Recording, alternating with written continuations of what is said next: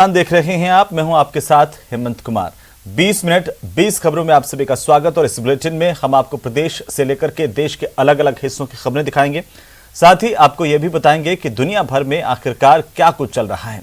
तो चलिए शुरू करते हैं 20 मिनट में 20 खबरों का सिलसिला। सबसे पहले खबर अपने प्रदेश राजस्थान की।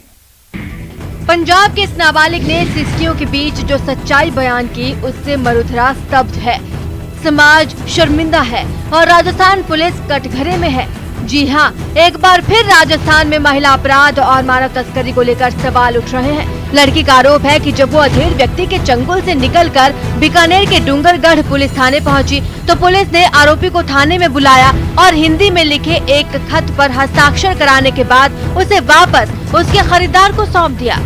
लड़की के मुताबिक उसके जान पहचान की एक आंटी उसे मूंगफली बिनाई में रोजाना 300 रुपए का रोजगार दिलाने के नाम पर पंजाब से राजस्थान ले आई और चुरू के सरदार शहर तहसील के एक गांव में 45 साल के एक अधेड़ को उसे 1,13,000 रुपए में बेच दिया। लड़की का कहना है कि आरोपी जब उसे लेकर आ रहा था तो वो चाय पीने एक ढाबे पर रुका। वहाँ पंजाबी ट्रक ड्राइवर्स को देखा तो उसे हिम्मत बंधी। एक ड्राइवर के फोन से बड़ी बहन को सारी घटना की जानकारी दी। बच्ची के जो बयान है वो पंजाबी भाषा में है, तो जिनके रूपांतरण की कार्यवाही की जा रही है और बच्ची के जो मेडिकल वास्ते लिखा गया है। उत्तर प्रदेश के वाराणसी में काशी विश्वनाथ कॉरिडोर का सोमवार को पीएम मोदी उद्घाटन करने वाले हैं। इसे लेकर सारी तैयारियां करीब करीब पूरी हो चुकी हैं। हालांकि अब भी काशी विश्वनाथ कॉरिडोर को सजाने संवारने के साथ ही प्रसाद बनाने का काम जोर शोर से चल ही रहा है। बीजेपी नेता तरुण चुघ की देखरेख में इन प्रसाद को बनाने का काम किया जा रहा है। 8 लाख घरों तक ये प्रसाद और भगवान भोलेनाथ जी की पुस्तिका आरती वाली, और कैसे इस मंदिर को धाम को बनाने के लिए यहाँ के लोकल प्रशासन ने प्रधानमंत्री श्री नरेंद्र मोदी जी के विजन को पूरा किया। वहाँ से जो तस्वीरें सामने आई उसमें एक तस्वीर में कई कारीगर लड्डू के लिए बेसन तैयार करते दिखे, जबकि दूसरी तस्वीर में कई महिलाएं इस तैयार बेसन से लड्डुओं को बांधती नजर आई, जबकि एक तीसरी तस्वीर में कुछ लोग इन तैयार लड्डुओं को डिब्बों में पैक करते दिखे। करीब 600 करोड़ रुपए की लागत से कॉरिडोर 2 साल में बनकर तैयार हुआ है, जिसका उद्घाटन प्रधानमंत्री 13 दिसंबर को करेंगे। शनिवार की देर रात प्रधानमंत्री मोदी का जो ट्विटर अकाउंट हैक हुआ था वो ठीक हो गया है। इसे लेकर ट्विटर ने कहा है कि जैसे ही उन्हें पीएम मोदी के अकाउंट के हैक होने की जानकारी मिली, उन्होंने तुरंत आवश्यक कदम उठाए और पीएम मोदी का अकाउंट रिकवर कर लिया गया।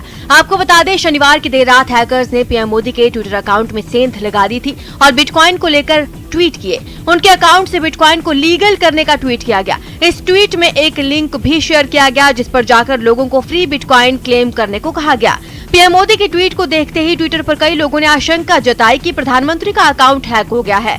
इसके बाद प्रधानमंत्री कार्यालय ने जानकारी दी कि पीएम का अकाउंट कुछ समय के लिए कॉम्प्रोमाइज हो गया था। साथ ही पीएमओ ने ये भी कहा कि इस दौरान पीएम अकाउंट से किए गए ट्वीट को लोग इग्नोर करें। पीएम का अकाउंट हैक होने की खबर मिलते ही ट्विटर में खलबली मच गई थी। हैकिंग की जानकारी मिलते ही ट्विटर की टीम ने कॉम्प्रोमाइज्ड अकाउंट को सिक्योर करने के लिए सभी जरूरी कदम उठाए।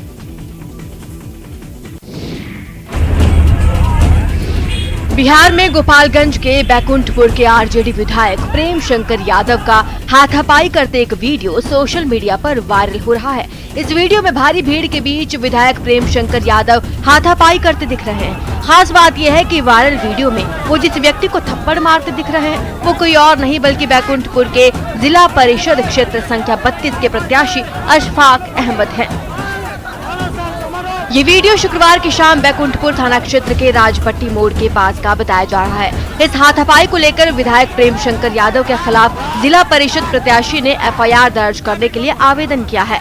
बताया जा रहा है कि शुक्रवार की देर शाम राजापट्टी मोड़ के पास आरजेडी विधायक के समर्थकों ने SH-90 को बैकुंठपुर पुलिस के खिलाफ जैम किया था, जिसमें एक एम्बुलेंस भी फंस गई। इसी दौरान जिला परिषद प्रत्याशी ने एम्बुलेंस को जैम से बाहर निकालने की कोशिश की, जिससे विधायक प्रेम शंकर यादव भड़क गए और अशफाक अहमद के साथ हाथापाई शुरू कर दी।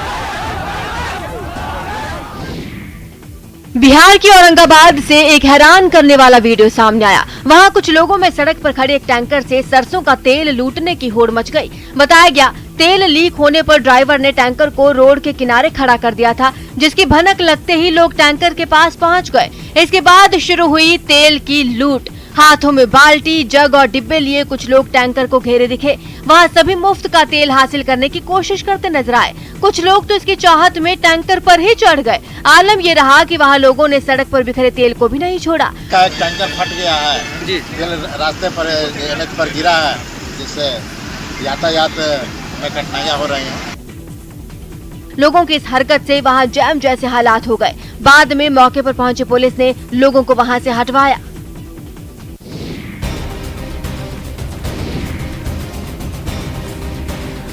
मध्य प्रदेश के भिंड से एक हैरान करने वाला वीडियो सामने आया। वहां एक तेज रफ्तार गाड़ी ने सामने से आ रहे एक ऑटो को जोरदार टक्कर मार दी। इस हादसे में ऑटो का ड्राइवर समेत 5 लोग घायल हो गए, जबकि ऑटो के पीछे चल रहा एक साइकिल सवार इसकी चपेट में आ गया।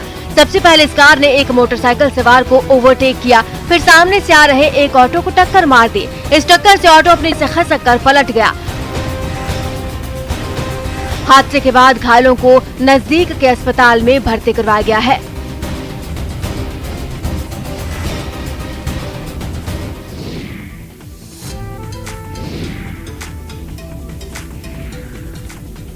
फिल्मी गीत पर मस्तमौला बने ये बीजेपी नेता और कार्यकर्ता हैं और ये वीडियो इन दिनों मध्य प्रदेश में जमकर वायरल हो रहा है।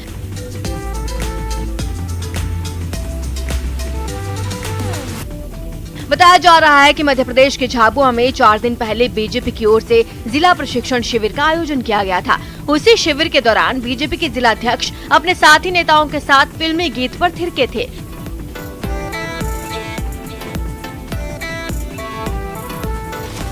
इस कार्यक्रम का मकसद पार्टी संगठन को मजबूत करना था। इसके साथ ही साथ नेताओं और कार्यकर्ताओं के बीच संवाद स्थापित करना था, ताकि पार्टी को मजबूत बनाया जा सके। लेकिन उसे छोड़कर अब इस वीडियो की चर्चा यहाँ ज्यादा हो रही है।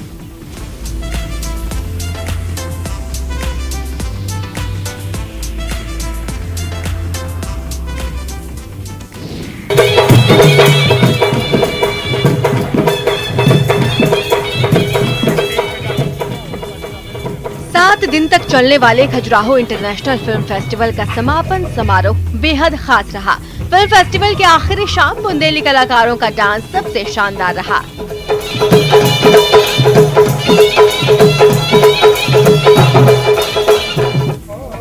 आपको बता दें, 7 दिनों तक चलने वाले खजुराहो फिल्म फेस्टिवल में देशभक्ति के साथ साथ दुनिया भर से आए सैकड़ों फिल्मों का प्रदर्शन किया गया।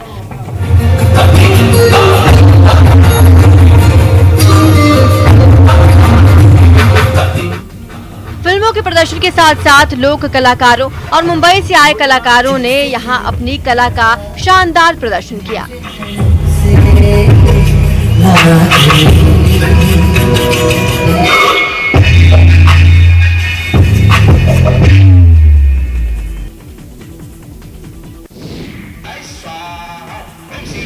उत्तर प्रदेश के अलीगढ़ में मुख्यमंत्री सामूहिक विवाह योजना के तहत 495 जोड़ों की शादी कराई गई।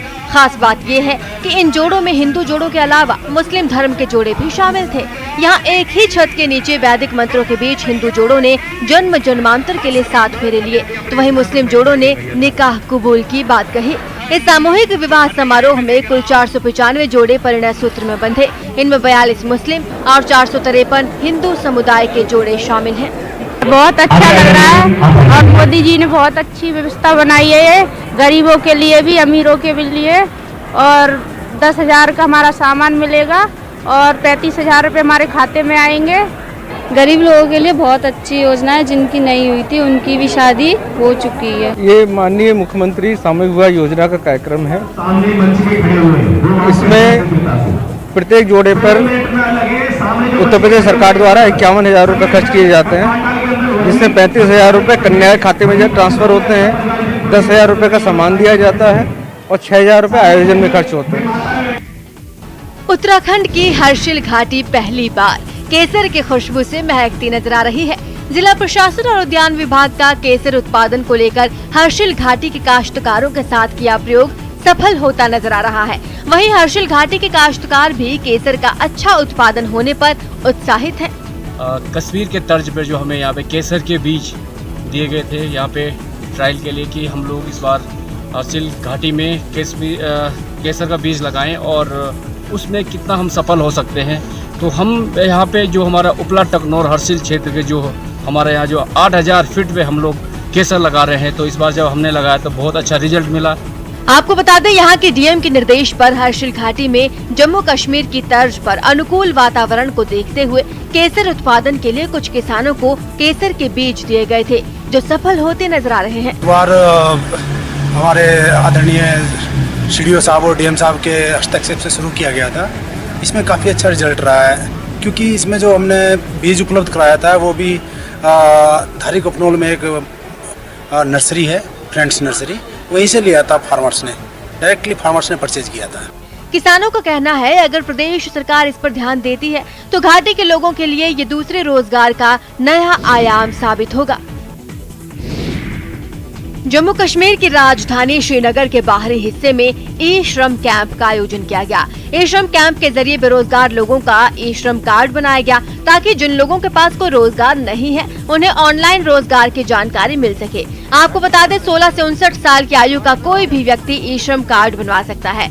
इस कार्ड के जरिए लोगों को सामाजिक सुरक्षा योजनाएं और दूसरी सरकारी योजनाओं का लाभ मिल सकेगा। साथ ही पीएम आवास योजना, बच्चों की छात्रवृत्ति, निःशुल्क राशन, सीमा सुरक्षा योजना और सरकार की सभी आर्थिक सहायताएं और लाभ इस कार्ड से मिलेंगे। इसके अलावा ब्याज मुक्त ऋण की सुविधा भी इस कार्ड से मिलेगी। एक कार्ड और इतने फायदे होने की वजह से यहाँ बड़ी संख्या में लोग ई श्रम कार्ड बनवाने इकट्ठा हुए। तो लेबर कार्ड में ऐसा होता है, इनकी बच्चों की स्कॉलरशिप आती है। अगर बच्चे 1st to 5th तक, 7th 8th तक, पहले तो इनको पैसे मिलते ही है, मतलब 2500, उसके बाद हायर क्लासेस में और ज़्यादा भी पैसे मिलते हैं। तो जम्मू कश्मीर की राजधानी श्रीनगर में अंतर्राष्ट्रीय पर्वत दिवस के मौके पर एक खास कार्यक्रम आयोजित किया गया। इस कार्यक्रम के जरिए लोगों को पर्यावरण बचाने के लिए पहाड़ों की भूमिका के बारे में जानकारी दी गई। साथ ही उन्हें इस बात के लिए भी जागरूक किया गया जिससे पहाड़ों की रक्षा हो सके। पहाड़ों का जिनके डायरेक्ट एक वास्ता है पूरी दुनिया के लोगों के साथ, तकरीबन 70% लोग इससे मुस्तफ़ीद हो जाते हैं।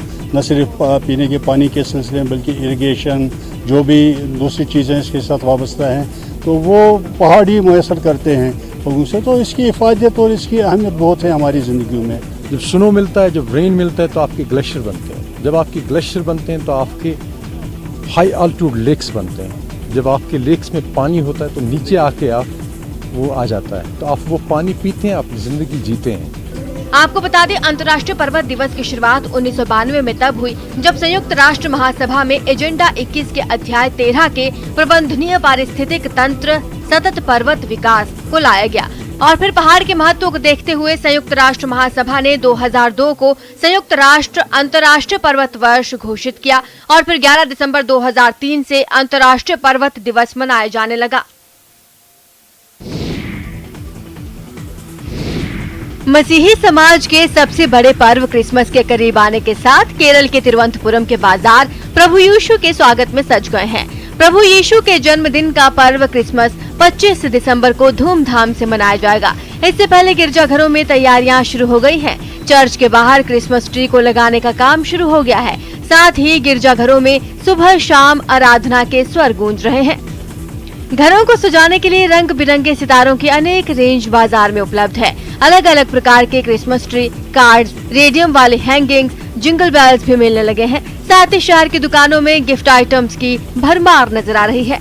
आपको बता दें, क्रिसमस के मौके पर गिफ्ट आइटम्स क्रिसमस ट्री से लेकर candles, Christmas banner, Santa Claus की ड्रेस, मास्क, क्रिसमस कार्ड, झूमर, लटकन वाले Santa Claus, lighting Santa Claus और थर्मोकोल के स्टिकर खरीद कर लोग घर सजाते हैं। इसके साथ साथ लोग क्रूज पर यीशु मसीह की मूर्ति, माता मरियम की मूर्ति, चरनी में माता मरियम, मदर मैरी, नन्हा फरिश्ता और सेंटा क्लॉज की मूर्तियां जमकर खरीदते हैं। इन मूर्तियों को घरों में रखने के अलावा उपहार में भी देते हैं।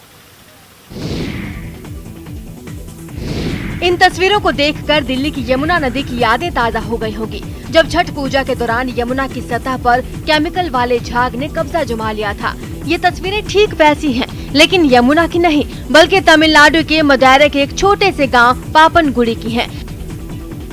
यहाँ केमिकल की वजह से पानी दूषित हो गया है और उससे झाग बन रहा है। बताया जा रहा है कि इस पानी में प्रदूषण का स्तर इतना बढ़ गया है कि थोड़ी सी बारिश होने पर पानी में झाग बनना शुरू हो जाता है और ऐसा लगता है मानो जैसे किसी ने नदी में खूब सारा सर्फ या साबुन घोल दिया हो या फिर बर्फ के टुकड़े तैर रहे हों।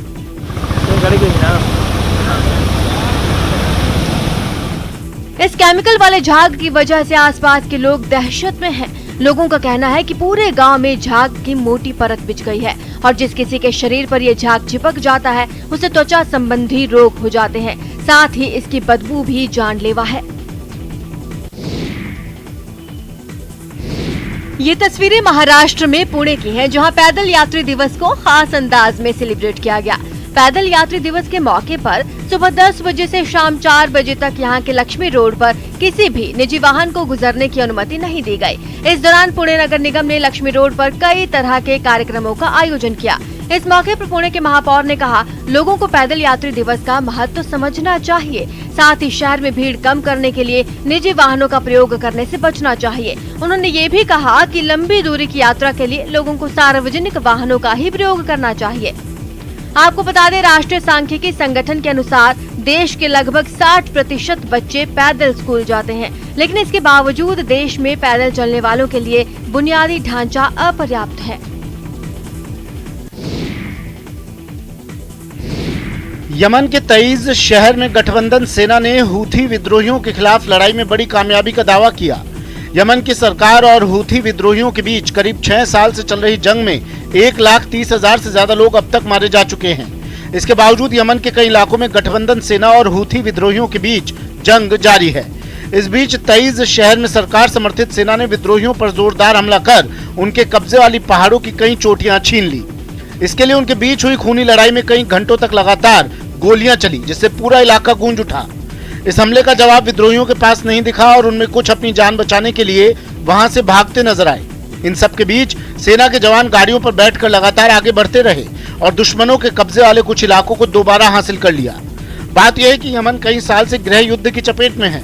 वहां के कई इलाकों पर हूथी विद्रोहियों ने कब्जा कर रखा है, जिनसे निपटने के लिए यमन की सरकार ने सऊदी अरब की अगुवाई में करीब दर्जन भर देशों के साथ मोर्चा बनाया है। बताया गया कि यमन की गठबंधन की सेना ने ही हूथी विद्रोहियों के कब्जे वाले इलाके पर हमला किया। इस हमले में हूथी विद्रोहियों को हार कर पीछे हटना पड़ा। यूरोप के देश ऑस्ट्रिया में बड़ी संख्या में लोगों ने सरकार के खिलाफ प्रदर्शन किया। इन प्रदर्शनकारियों ने वहां लागू कोरोना नियमों को खत्म करने की मांग की, जिनमें फरवरी तक वैक्सीन लगवाने वाला नियम भी शामिल है। इसके विरोध में राजधानी वियना में लोगों ने प्रदर्शन किया। वहां हाथों में बैनर और झंडे लिए प्रदर्शनकारियों का हुजूम लगातार आगे बढ़ता दिखा। इस दौरान कुछ लोग अपने कंधों पर बड़ी बड़ी घंटियां टांगे भी दिखे। अपनी बात मनवाने के लिए कुछ प्रदर्शनकारियों पर आगजनी करने का भी आरोप लगा।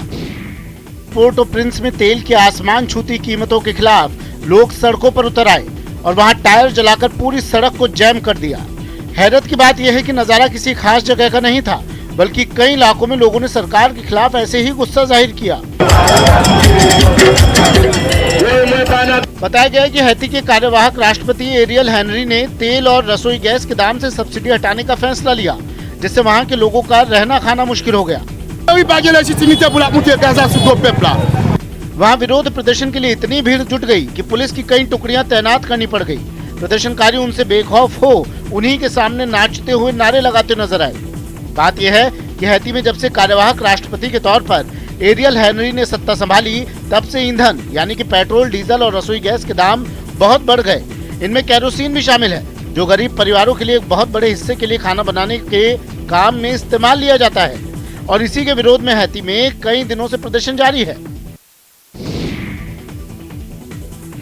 अमेरिका के सैन फ्रांसिस्को में बड़ी तादाद में लोग चीन में होने वाले विंटर ओलंपिक्स के खिलाफ सड़कों पर उतर आए। चीन में वीगर समुदाय के लोगों के साथ हो रहे खराब सलूक पर अमेरिका ने सबसे पहले कड़ा रुख अपनाया था, जिसके बाद ऑस्ट्रेलिया, ब्रिटेन और कनाडा ने भी अगले साल बीजिंग में फरवरी में होने वाले विंटर ओलंपिक्स में अपने सरकारी अफसरों को भेजने से इनकार कर दिया। जिसके बाद बड़ी संख्या में लोग हाथों में प्लेकार्ड और बैनर लेकर सैन फ्रांसिस्को की सड़कों पर जमा हो गए और चीन के खिलाफ अपना विरोध जताने के लिए गाना गाने लगे।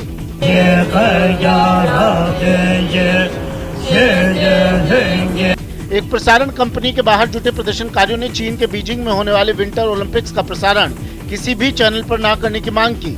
it sends a strong message to China to be careful how you tread with human rights. हाथों में प्लेकार्ड लिए गाते गाते ये लोग कई इलाकों से गुजरे और इसी तरह वहां मौजूद चीन के दूतावास के बाहर भी पहुंचे, जहां उन्होंने अपना विरोध जताया। अमेरिका के कोलोराडो से हैरान करने वाली तस्वीरें सामने आई हैं। वहां डेनवर में हुई सीजन की पहली बर्फबारी ने 87 साल पुराने रिकॉर्ड को तोड़ दिया। बताया गया है कि वहां इस बर्फबारी की शुरुआत शुक्रवार को हुई और फिर तो आसमान से रुई के फाहों की तरह सफेद बर्फ बरसती ही चली गई। फिर तो उसने न पेड़ को छोड़ा, न पौधों को, न पुल को और न ही रास्तों को। सब जगह एक सफेद चादर सी बिछी नजर आई। इस बर्फबारी ने कई जगहों पर गाड़ियों की रफ्तार पर भी ब्रेक लगा दिया। कई गाड़ियों के ड्राइवरों को तो दिन में ही लाइट जलानी पड़ गई। ये बर्फबारी इतनी तेज थी कि बड़ी बड़ी बिल्डिंगें भी इसकी वजह से दिखना बंद हो गई। दावा किया गया कि डेनवर में इतनी भारी बर्फबारी तकरीबन 87 साल बाद देखी गई। आपको बता दें कि अमेरिका में इसके पहले इस इलाके ने इतनी बर्फबारी साल 1934 में देखी थी, जिसे 87 साल हो गए। उस वक्त भी पूरे शहर पर बर्फ की सफेद चादर बिछ गई थी। हालांकि वहां बर्फबारी का दौर अभी थमेगा भी नहीं। मौसम विभाग ने अभी कुछ दिनों तक तापमान में और गिरावट की चेतावनी जारी की है। चलिए इसी के साथ इस बुलेटिन में फिलहाल इतना ही। बने रहिए न्यूज़ 18 राजस्थान के साथ। नमस्कार।